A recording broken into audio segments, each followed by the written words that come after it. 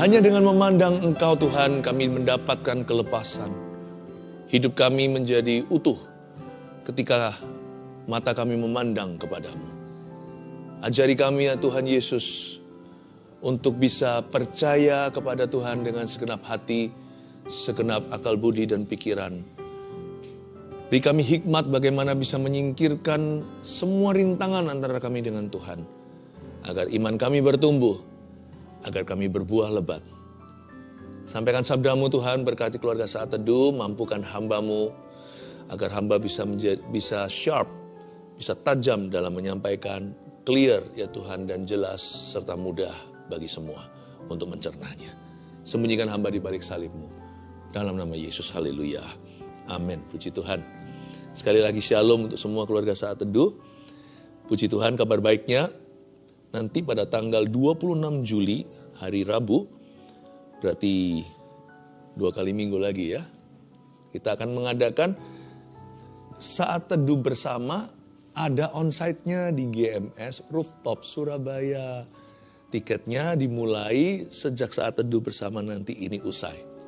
Segera berebut, saya sudah minta sebagai gembala sidang GMS, agar teman-teman anggota CG, kelompok sel di GMS untuk tidak ambil tiket dulu, memberikan kesempatan bagi keluarga Saat Teduh. Cepet ya, hari ini CG saya minta tahan dulu, mulai besok ini sudah nggak bisa ditahan lagi. Segera dapatkan, sekalipun online tetap jalan, tapi kita bisa berjumpa bersama-sama dalam hadirat Allah, onsite dan online.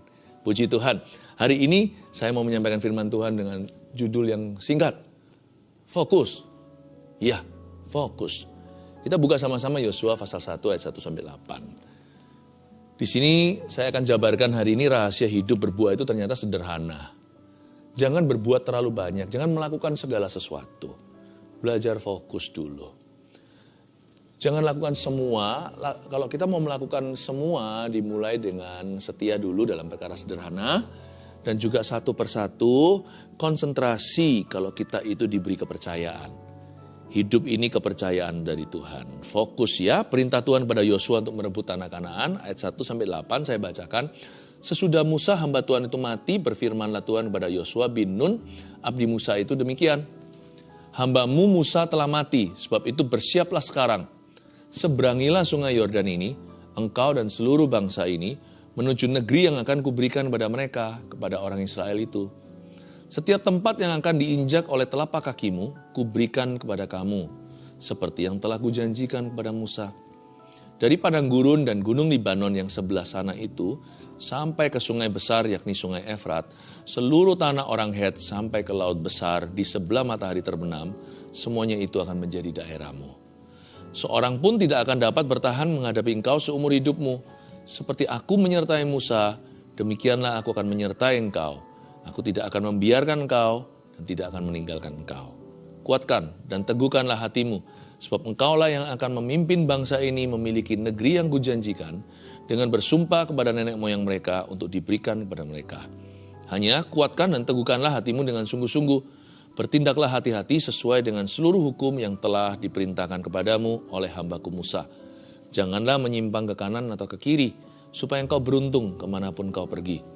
Janganlah engkau lupa memperkatakan kitab Taurat ini, tetapi renungkanlah itu siang dan malam, supaya engkau bertindak hati-hati, sesuai dengan segala yang tertulis di dalamnya, sebab dengan demikian perjalananmu akan berhasil, dan engkau akan beruntung. Katakan amin dulu. Coba sama-sama katakan fokus. Kenapa sih kadang-kadang, kenapa saya selalu sebelum berkhotbah doanya sembunyikan hamba di balik salibmu, karena rahasia keberhasilan pelayanan itu bukan performa, tapi kalau mata berhasil ditujukan ke Yesus, baru ada pertumbuhan ilahi. Kalau enggak hanyalah feel good only. Kalau kita mau berbuah lebat, ya hanya satu jalan. Kuncinya hanya satu, tidak ada dua, tidak ada banyak, yaitu turn your eyes upon Jesus. Hanya fokus ke Tuhan Yesus. Rahasia hidup yang berbuah dalam Tuhan itu juga ya hanya itu. Fokus kita harus pada yang tepat. Pertama-tama Tuhan saya tahu. Tapi juga setelah itu kita harus fokus pada apa yang perlu. Jangan yang gak perlu diurusin. Hidup itu terlalu pendek sih. Kalau segala sesuatu kita pikirin, kita nggak kemana-mana nanti. Jangan-jangan kekekalan kita, nanti dalam di hidup yang kekal, kita hanya gigit jari, karena kita tidak menghasilkan apa-apa, kita tidak membangun sesuatu. Fokus dulu. Tuhan tidak panggil kita langsung multitasking, melakukan segala perkara. Sekalipun seseorang dipercaya banyak, misalnya 5 talenta, nanti dikasih 10 kota. Tapi kan semua dimulai dengan mengelola talenta itu satu persatu, one by one. Always step by step, one by one, heart to heart. Selalu selangkah demi selangkah, satu persatu, dan hati-hati dalam melakukannya. Coba kita sekarang lihat perjalanan Yosua, kita akan mempelajari bagaimana fokus hari ini. Sesudah Musa hamba Tuhan itu mati, berfirmanlah Tuhan kepada Yosua bin Nun abdi Musa itu demikian. Hambaku Musa telah mati, sebab itu bersiaplah sekarang, seberangilah sungai Yordan. Berhenti di situ, saya jelaskan. Untuk fokus harus ada sesuatu dimatikan, karena terlalu banyak gangguan dalam hidup ini. Masa Yosua nggak tahu kalau Musa sudah mati? Tahulah. Yosua yang menguburkan, bukan menguburkan sih, Musa itu dikuburkan oleh Tuhan sendiri ya. Maksudnya pada waktu perkabungan itu Yosua yang memimpin perkabungan karena Musa sudah tiada. Tapi Tuhan bicara, bukankah ayat pertama Tuhan berfirman? Tuhan itu bicara ke hati Yosua, di dalam bilik-bilik hatinya yang tersembunyi, ternyata masih hidup Musa. Misalnya, waktu dia disuruh melakukan satu perkara, dalam hati diam-diam dia bergumul dan berkata, aduh, kalau Musa di sini kan, kalau Musa masih ada kan enak ya. Masih belum mati-mati tuh. Figur pengaruhnya, nggak mungkin bisa memori itu sirna. Seorang yang berjasa dalam hidupmu, misalnya mentorku dan mentormu. Orang tua rohani pula, nggak mungkin bisa dilenyapkan. Tapi Tuhan mau kita bergantung pada Tuhan, bukan pada pengalaman dan bukan contoh masa lalu. Karena kitalah yang dipanggil Tuhan maju ke masa depan. Dan Tuhan tahu selama Yosua masih terus menggumam itu, aduh, kalau Musa kan pasti bisa, aku nggak bisa. Kira-kira Musa gimana ya kalau menghadapi ini? Aduh Tuhan, meskipun dia nggak berani ucapkan, karena dia takutlah nanti jemaatnya semuanya itu kehilangan rasa percaya diri. Tapi di dalam hati dia selalu berkata, Tuhan aku ini nggak mampu. Aku mana bisa seperti Musa. Figur itu dari Tuhan. Tapi ketika figur itu berlebihan, dia harus dimatikan. Hambaku Musa is dead, telah mati. Kalau nggak gitu, Yosua nggak bisa konsentrasi sama tugasnya di depan. Dan dia nggak bisa menerima tugas baru dari Tuhan. Sebab jikalau Musa membelah Laut Merah, Yosua tidak perlu membelah apa-apa. Dia perlu robohkan tembok Yeriko. Musa nggak perlu robohkan tembok siapapun. Lainlah. Tuhan berkata, kalau kamu nggak berhasil fokus sama Tuhannya, kamu terus fokus sama orangnya, meskipun orangnya itu pun dari Tuhan, kamu akan gagal total. Apa yang baik, apa yang benar kalau dari Tuhan, tidak boleh disalahgunakan. Sekalipun itu betul-betul dari Tuhan, tapi manusia itu seringkali membengkokkan. Musa itu baik, Musa itu benar. Tapi bangsa Israel kan sampai kapanpun memuja Musa, sampai Yesus pun dianiaya. Nah ini gak baik. Hambaku Musa telah mati. He's dead. Ayo kamu konsentrasi sekarang. Dalam segala keadaan ya, keluarga Saat Teduh yang tercinta, jangan fokus pada manusianya. Fokus itu selalu pada Tuhannya. Ingat itu ya, ingat itu. Ingat aja pokoknya. Waktu saya dulu baru lahir baru, ada lagu lama sih, tapi sekarang sudah jarang saya nyanyikan. Ada 2 versi. Karena yang satu versi Inggris yang saya sering nyanyikan yaitu Turn your eyes upon Jesus. Turn your eyes upon Jesus. Look full in his wonderful face. And the things of earth will grow strangely dim in the light of his glory and grace. Bahasa Indonesianya nggak ada translationnya setahu saya. Tapi ada lagu lain yang kurang lebih bunyinya, mataku tertuju padamu, segenap hidupku kuserahkan padamu. Bimbing aku masuk rencanamu, untuk membesarkan kerajaanmu. Itu mengingatkan saya terus, waktu saya masih bujangan. Fokus ke Yesus, fokus ke Yesus. Fokus ke Yesus. Dalam studi saya fokus. Dalam pelayanan ministry saya masih sederhana, konsentrasi. Dalam keluarga, sama papa mama, sama saudara-saudara saya, ayo pikirannya jangan, kalau di rumah pikirannya di luar. Kalau lagi keluar pikirannya di rumah. Jangan gentayangan. Waktu saya masih bujangan juga, kalau saya studi ya studi. Saya nggak bingung soal pacaran. Contohnya, kalau sekarang saya sudah berkeluarga, saya fokus. Fokus pada Tuhan dulu, keluargaku, lalu pelayanan. Apa yang menjadi prioritas? Miliki prioritas yang benar. Orang yang fokus itu prioritasnya nggak terbolak-balik. Dia punya tatanan dan dia konsentrasi kepada tatanan itu. Satu persatu. Tuhan dulu. Kalau sudah berkeluarga ya, keluarga harus ditangani, termasuk pendeta. Jikalau keluarga aja dia nggak bisa tangani, mana bisa dia tangani jemaat atau umat Tuhan. Kalau rumahnya berantakan, gimana dia bisa menangani gereja? Fokus itu konsentrasi pada prioritas Anda. Kita lihat ayat 3. Setiap tempat yang akan diinjak oleh telapak kakimu, kuberikan kepada kamu, seperti yang telah kujanjikan kepada Musa. Orang yang fokus itu nggak melihat pada rintangannya, tapi hatinya terpaut pada janji. Lihat ya, kalau orang panik selalu hanya mempertimbangkan bahayanya. Kalau orang takut itu selalu lihat negatifnya. Tapi ketika Tuhan matikan, tanda kutip ya, Tuhan matikan Musa di hati Yosua, langsung Yosua melihat janji Allah. Hei Yosua, kata Tuhan, setiap tempat yang kau injak, kuberikan pada kamu. Dan Tuhan tidak sungguh-sungguh mematikan Musa, karena Musa itu hamba yang berkenan. Tuhan tambahkan, seperti yang telah kujanjikan kepada Musa. Kalau kamu sudah bisa fokus pada Tuhannya, waktu kamu lihat manusia, sudah memiliki perspektif Allah.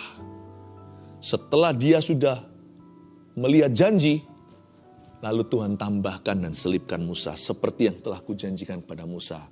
Contoh dia, renungkan dulu dia lakukan apa, terapkan di zamanmu. Luar biasa loh Tuhan itu. Tuhan tuh tidak merasa saingan.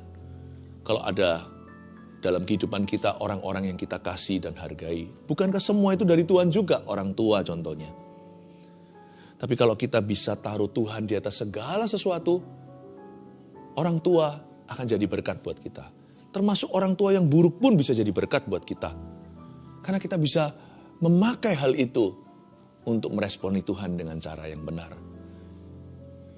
Dan siapa saja yang Tuhan taruh dalam kehidupanmu akan menjadi nilai tambah.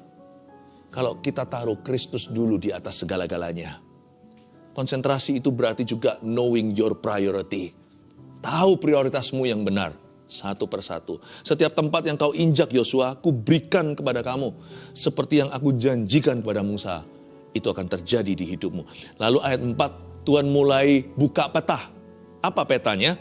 Dari padang gurun dan gunung Libanon yang sebelah sana itu sampai ke sungai besar, yakni sungai Efrat, seluruh tanah orang Het, sampai ke laut besar di sebelah matahari terbenam, berarti di sebelah barat. Semuanya itu akan menjadi daerahmu. Ayat 4 ini tidak menarik sama sekali kalau kita baca, karena itu peta Tuhan untuk Yosua. Petaku beda. Tapi perlu ditulis di ayat 4 untuk menunjukkan bahwa jalan kehidupan setiap orang itu unik. Yang namanya sungai Efrat, banyak di antara kita bahkan nggak tahu itu di mana. Tanah orang Het itu apa? Karena kita asing dengan histori atau sejarah Alkitab, apalagi di zaman purbakala. Mana-mana di sini sungai, di gunung Libanon. Kalau Libanon negara kita tahu gunungnya di mana. Tapi Yosua waktu baca ini dia tahu. Familiar sekali, itu relevan buat hidupnya. Karena itu adalah tapak kakinya. Sehari-hari dia jalan di sana, atau itu sudah ada di Timur Tengah. Kita ini kan tinggalnya di mana? Tergantung keluarga Saat Teduh menyaksikan ini dari mana.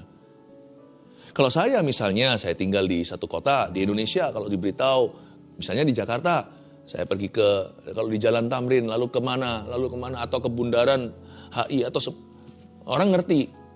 Di Surabaya juga sama, mungkin di Jalan Maijen, Sungkono, atau mungkin di Kenjeran, di utara, atau mungkin di Manyar, Kertoharjo, masuk akal. Tapi sampaikan ke Yosua, dia nggak ngerti itu. Jangan iri sama jalan hidup orang lain lah. Setiap jalan itu kalau ada lihat ada gunung, ada lembah. Setiap orang itu ada up and down-nya. Tapi kenapa sih rumput orang lain selalu lebih hijau daripada rumput di halaman sendiri? Fokus pada jalanmu, jangan fokus pada jalan orang lain. Nanti lama-lama kita sombong kalau lihat orang lain, kalau kita lebih berhasil, lebih beruntung, atau kita bisa minder lihat orang lain. Setiap orang itu punya talenta sendiri. Yang 5 jangan, yang dapat 2 mana ada di Alkitab tertuliskan di Matius 25. Dia iri sama yang 5. Nggak ada tuh. Yang 1 pun nggak iri loh sebenarnya. Cuma yang 1 tidak mengelola, itu aja. Luar biasa loh hamba-hamba itu. Yang 1 tidak mencibir yang 5. Yang punya 5 tidak merendahkan. Yang punya 2 tidak iri hati dengan yang lebih. Kalau kita bisa fokus pada padang gurunmu sendiri, gunung Libanonmu, padang gurun, gunungmu sendiri, sungai besar, sungai besarmu, sungai kecil, sampai laut besar, sampai matahari terbenammu. Kapan matahari terbit, di mana matahari terbenam, itu urusan kita sendiri masing-masing di hadapan Tuhan. Fokus pada jalan hidupmu sendiri. Jangan fokus pada jalan hidup orang lain. Kalau kita fokus pada jalan hidup orang lain adalah untuk membantu mereka, bukan untuk mendapat sesuatu. Saya sebagai dalam profesi saya fokus pada jalan hidup semua orang, termasuk keluarga Saat Teduh Bersama. Kalau saya tidak fokus, kami kalau nggak fokus dan konsentrasi dengan Anda, hari ini Saat Teduh Bersama pun tidak ada. Tapi karena kami ingin membantu, menolong, menggembalakanmu, bahkan memuridkan, maka kami lakukan ini. Tetapi kalau urusan kepo, atau ingin tahu, atau hanya sekedar untuk perbandingan supaya saya merasa lebih nyaman, lebih saya merasa lebih bangga sama diri sendiri, saya nggak akan pernah otak-atik hidup orang lain. I'm not a busybody. I'm a pastor, I'm a shepherd. Mari sama-sama kita punya hati seperti itu. Ayat 4 ini penting sekali, karena kalau kita baca ini kita sambil lalu kok ayat ini. Tapi ayat ini penting banget. Ayat 5. Setelah itu Tuhan berjanji sama dia, seorang pun tidak dapat bertahan menghadapi engkau seumur hidupmu. Seperti aku menyertai Musa, demikianlah aku akan menyertai engkau. Aku tidak akan membiarkan engkau dan tidak akan meninggalkan engkau. Ayat 5 ini gak bisa ditiru. Ini ayat ada di setiap Alkitab kita. Tapi ayat ini penggenapannya perorangan. Karena aku menyertai, itu bukan memberkati. Kalau memberkati itu berkat ada. Menyertai itu perorangan. Tuhan itu maha hadir, tapi dia bisa hadir bagi setiap kita. Menyertai itu personal. Aku menyertai engkau. Jikalau dikau fokus pada jalanmu, fokus pada Tuhanmu, aku akan jalan sama dirimu. Wah, ayat 5 ini hanya bisa dijabarkan di kehidupan kita lewat kesaksian pribadi. Bagaimana Tuhan menyertai Anda dalam pekerjaan Anda, pernikahan Anda, menyertai dalam studi, dalam pergumulan persoalan, dalam pelayanan, dalam gereja, di masyarakat, dalam bahaya, dalam berkat. Bagaimana Tuhan menyertai. Ayat 5 ini harus berhenti di ayat 5, selebihnya kesaksian pribadi. Dan izinkan saya mengatakan pada Anda hari ini, keluarga Saat Teduh, Tuhan rindu menyertaimu.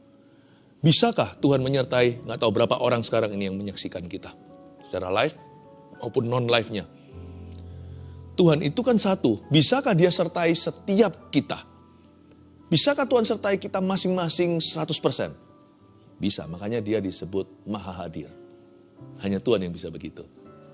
Saya bagikan prinsip ini Anda dapat, ini akan menjadi tongkat, dan Anda akan jalan sama Tuhan. Haleluya. Ayat 6. Kuatkan dan teguhkanlah hatimu.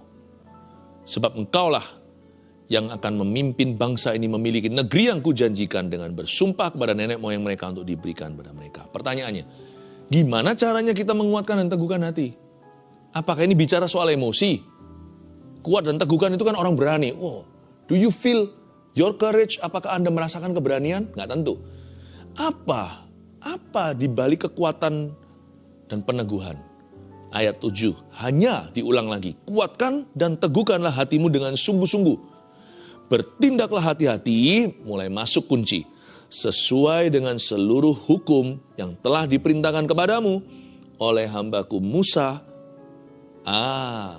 Sekarang mulai kelihatan masuk firman. Yang namanya kuatkan dan teguhkan itu bukan emosi perasaan, tapi firman Tuhan. Lagi-lagi lanjutkan ya. Janganlah menyimpang ke kanan atau ke kiri, supaya engkau beruntung kemanapun engkau pergi. Lihat kalau orang fokus. Orang main tenis saja nggak bisa menang kalau nggak konsentrasi. Peduli amat dia sejago apa. Kalau dia sebentar dada-dada sama kanan, sama kirinya, di audiens, halo mama mungkin ya. Atau mungkin sama temannya, atau kalau ada orang yang mengata-ngatai dia sesuatu lalu dia responi, pasti di-smash dia sama lawan. Bukan hanya itu, kiri kanan kadang-kadang bukan manusia, tetapi mungkin papan angka. Aku sudah berapa ya, aku sudah berapa, dikit-dikit dihitung. Jangan kita perhitungan dengan Tuhan, dan jangan cepat-cepat ambil konklusi hari ini. Sekalipun sekarang misalnya 3-1 skornya, kalau Anda sungguh-sungguh, Anda bisa kalahkan musuh atau lawan Anda. Atau mungkin sekarang sudah 40, ya kan? Bisa jadi di sana sudah advantage. Lalu karena Anda fokus on your game, nanti bisa juice dan bisa jadi yang terdahulu menjadi terkemudian Anda kalahkan. Jangan fokus ke papan angka, papan perolehan. Jangan fokus pada berkat. Jangan fokus pada mujizat, fokus pada perintah Tuhan dan firman-Nya. Jangan menyimpang ke kiri maupun ke kanan. Janganlah izinkan pujian menggoyahkan, dan janganlah izinkan kritikan yang tidak membangun, menggoyangkan. Yang membangun mesti diterima dan dipertimbangkan. Jangan menyimpang ke kiri maupun ke kanan. Fokus kepada panggilan. Tuhan suruh apa kita hari ini? Jangan mikirkan bulan depan. Ada firman yang berjangka panjang. Visi contohnya, visi kehidupan. Ada ayat tertentu yang melompat, itu seperti menggambarkan hidupku sampai mati. Tapi ada juga firman yang jarak menengah. Firman-firman yang kita tahu ini penggenapannya sedang berjalan. Tapi juga ada firman kita, firman Tuhan untuk kita hari ini atau our daily bread, ayat emas atau remah today.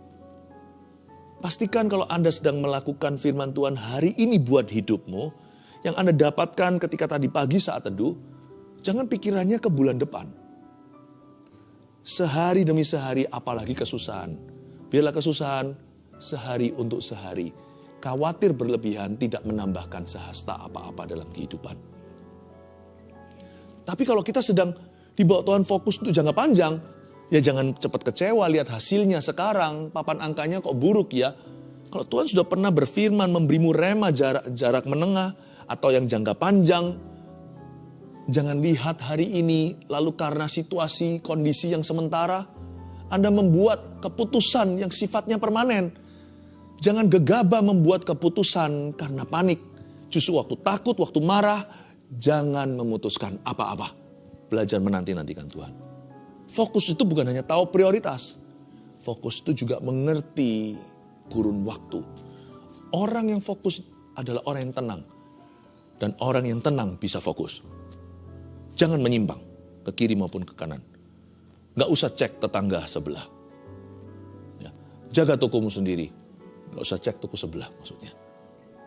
Ayat 8. Janganlah engkau lupa memperkatakan kitab Taurat ini. Tetapi renungkanlah itu siang dan malam. Supaya engkau bertindak hati-hati sesuai dengan segala yang tertulis di dalamnya. Garis bawah itu penting sekali. Sesuai dengan segala yang tertulis. Bukan sesuai dengan apa yang kau rasakan. Jadi kita tahu bahwa kunci teguh, kunci kuat, kunci kuatkan dan teguhkan bukan terletak pada perasaan Anda. Karena perasaan kita itu tidak bisa sepenuhnya dipercaya. Gonta-ganti tiap hari, fluktuatif seperti dolar. Yang namanya perasaan itu beri ruang untuk hal-hal lain. Misalnya untuk ekspresi, perasaan harus ada lah. Masa orang berkata I love you gini, I love you, I love you. Robot kali. Orang kalau mau I love you harus ada perasaannya. Perasaan itu penting di tempat yang tepat, pada posisi yang betul, perasaan itu jadi berkat.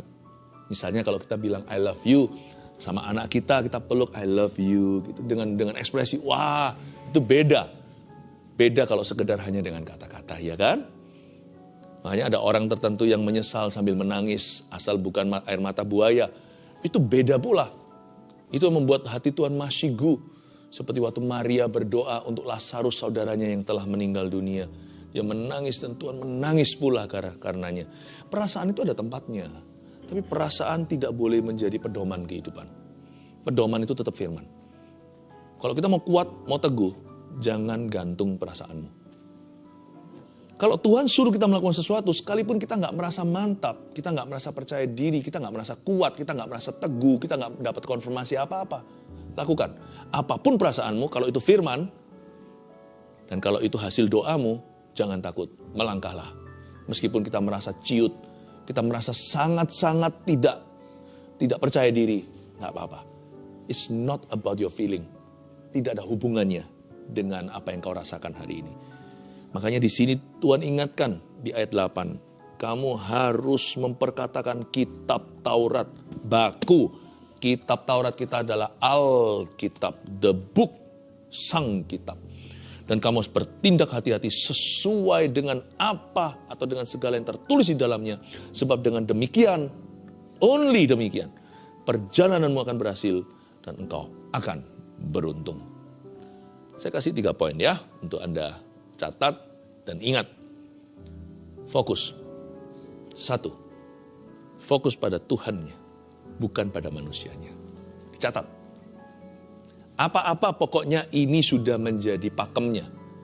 Ini sudah menjadi menjadi standarnya, SOP-nya hubungan kita dengan Tuhan itu harus begini.